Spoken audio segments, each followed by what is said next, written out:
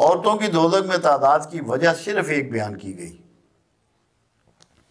اس کو آپ سمجھ لیں۔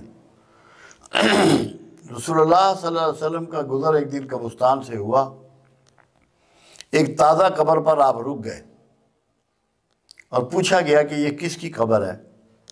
لوگوں نے بتایا یہ فلاں محلے میں رہنے والی فلاں عورت کی قبر ہے۔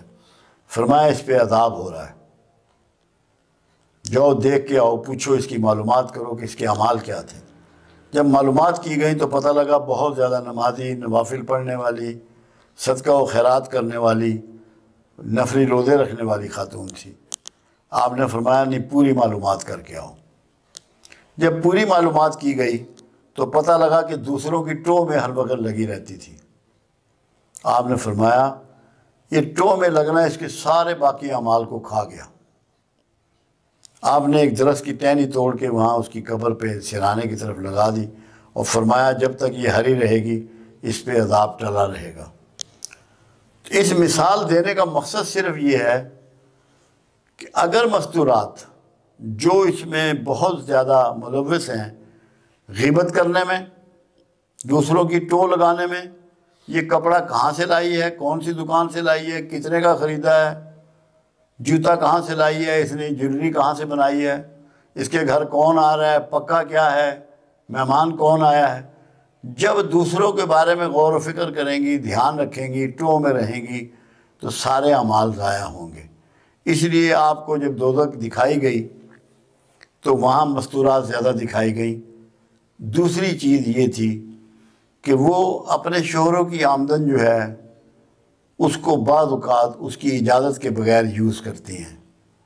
یہ بھی ایک وجہ ہے مستورات کا دوزخ میں زیادہ نظر آنے سے۔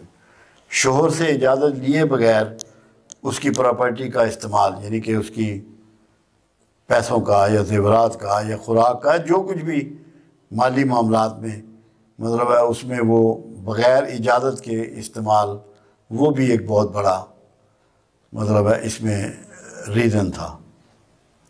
دوسرا یہ تھا کہ غیبت بہت زیادہ کرتی ہیں۔ غیبت تو آج کل تو مرد بھی بہت زیادہ کر رہے ہیں۔ ان کا تو ٹاپک ہی دوسری کسی اور خاتون کا نام ہوتا ہے۔ میں تو اپنے گھر میں اللہ کا شکر ہے یہ کوشش میں کامیاب ہوں کہ میں کسی کا تذکرہ اپنے گھر میں ہونے ہی نہیں دیتا کہ غیبت کی نوبت ہی نہ آئے۔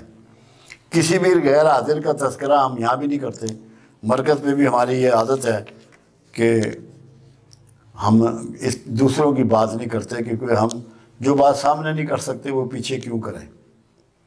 تو غیبت بھی بہت کرتی ہیں، جھوٹ بہت بولتی ہیں، ٹو میں رہتی ہیں۔ اللہ انہیں ہدایت دے، ان کو سمجھ دے کہ اپنی ذاتی زندگی گزاریں، دوسروں کے معاملات میں بالکل دلچسپی کا اظہار نہ کریں تاکہ دوزخ میں جانے سے محفوظ رہیں۔